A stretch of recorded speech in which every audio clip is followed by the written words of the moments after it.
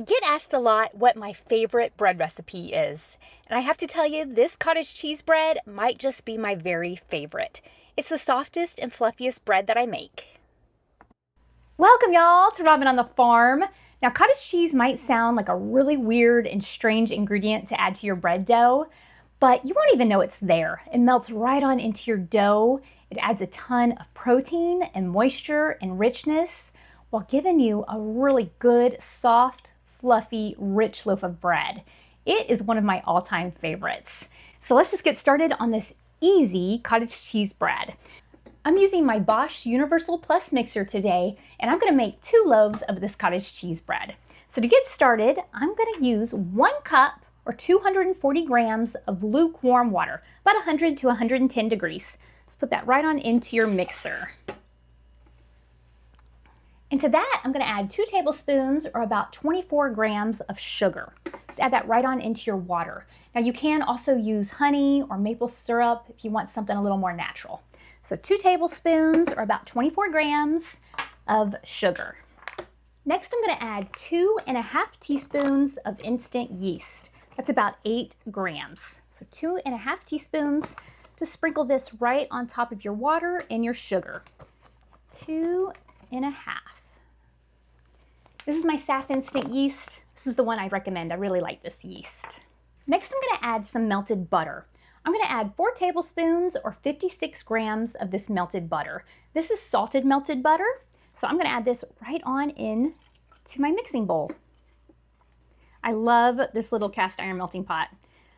This is one of my most used cast iron pieces. I use cast iron all the time, but I use this melting pot so much more than I ever thought that I would when I got it. If you need a substitute for the butter, you can also use oil, any kind that you want to use. Next, I'm going to add 2 large eggs, farm fresh eggs if you have them. 2 large eggs right on in there. You don't have to scramble them up or anything like that. Your mixer is going to do that for you. Now it's time to add the cottage cheese. This is the star of the show because this is cottage cheese bread.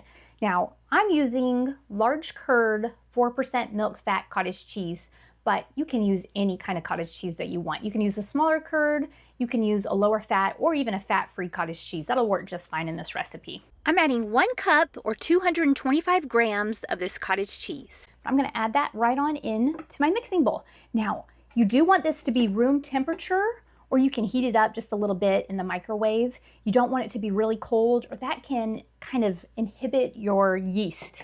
So you want this bread to rise. Use some warm cottage cheese. Now it's time to add the flour. I'm going to add 6 cups or 720 grams of bread flour.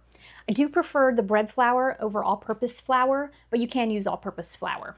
I also make this cottage cheese bread with fresh milled flour, and I'll leave that down in the recipe for you too. But this is 6 cups or 720 grams, I already weighed it out, of bread flour. Just add that right on in there with everything else in your mixer. And last but not least, we need some salt. I'm going to add 2 teaspoons or about 12 grams of salt. This is my Redmond's real salt that I always use in all my baking and cooking, but you can use whatever kind of salt that you want. 2 teaspoons right on in there on top of your flour. Okay, and those are already all of our ingredients for our cottage cheese bread. Now I'm going to go ahead and I'm going to set this to a low speed. I'm going to let it mix up just for a minute or 2, and then I'm going to check on my ball of dough. You want to be sure that it's not too wet and not too dry, and then your bread is going to turn out really, really nice. So I'll show this to you in just about a minute or 2, and then we'll get it kneading.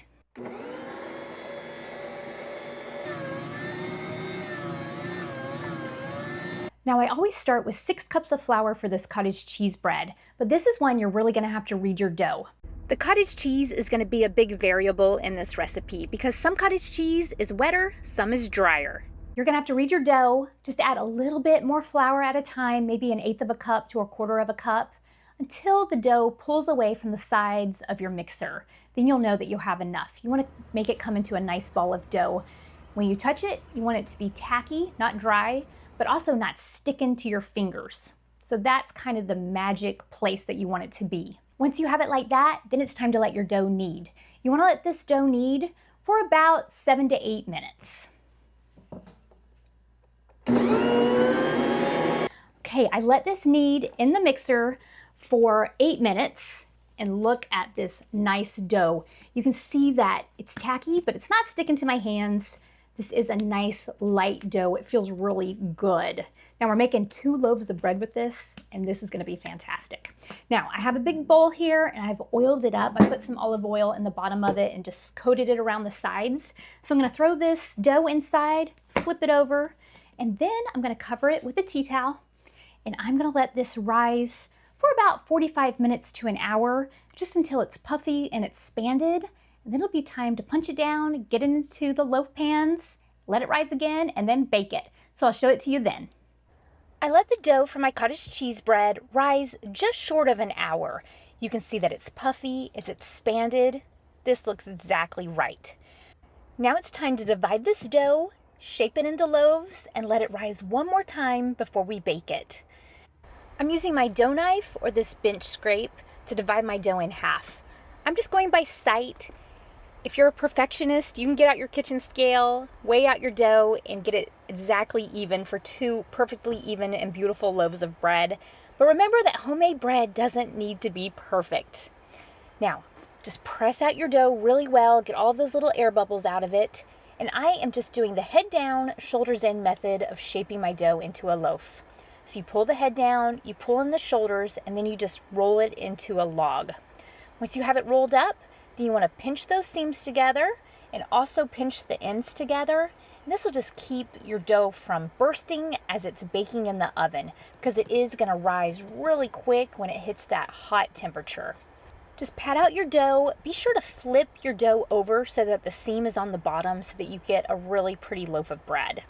Now I'm going to bake these loaves in my favorite cast iron loaf pans. These are 8.5 by 4.5 inch cast iron loaf pans, and I've oiled them up with a little bit of the olive oil.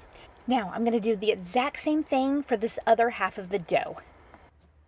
Now that I have both of these loaves of cottage cheese bread shaped and in the loaf pans, now it's time to let this dough rise one more time in the loaf pans. I'm going to let them rise right here on the countertop for about 30 minutes, just until they're peeking over the edge of the loaf pan. I'm going to go ahead and get my oven preheated to 350 degrees. It took my dough about 30 minutes to rise.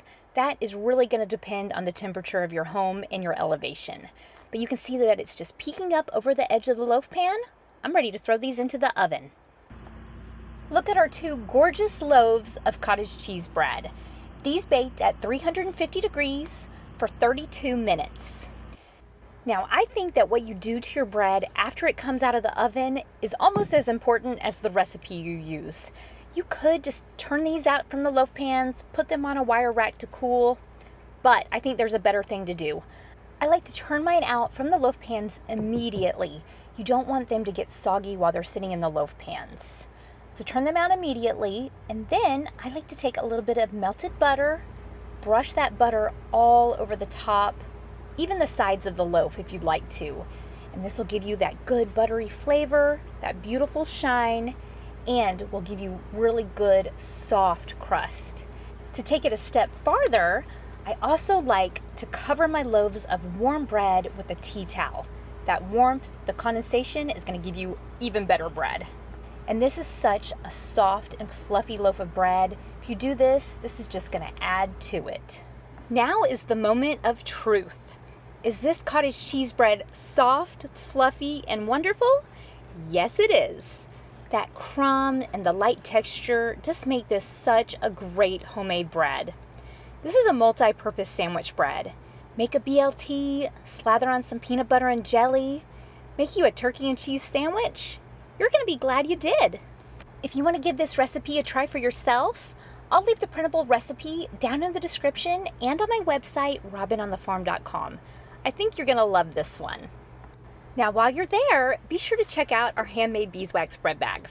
My daughters and I make these together, and this is how I store all of my homemade breads. A much cuter alternative to plastic bread bags, and we have more than 30 different patterns on our website. We'd love to send you one. If you like this recipe, be sure to try my butter bread. Robin's in the kitchen, dough beneath her hands, wheat from the fields and eggs from her land. Sunlight through the window, a warm golden glow. She's working hard to make that dough.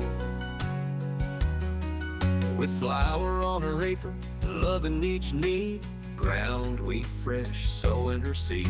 The smell of fresh bread rises in the air. Simple life without a care. In Robin's kitchen, dreams come alive. Each loaf of bread a reason to strive.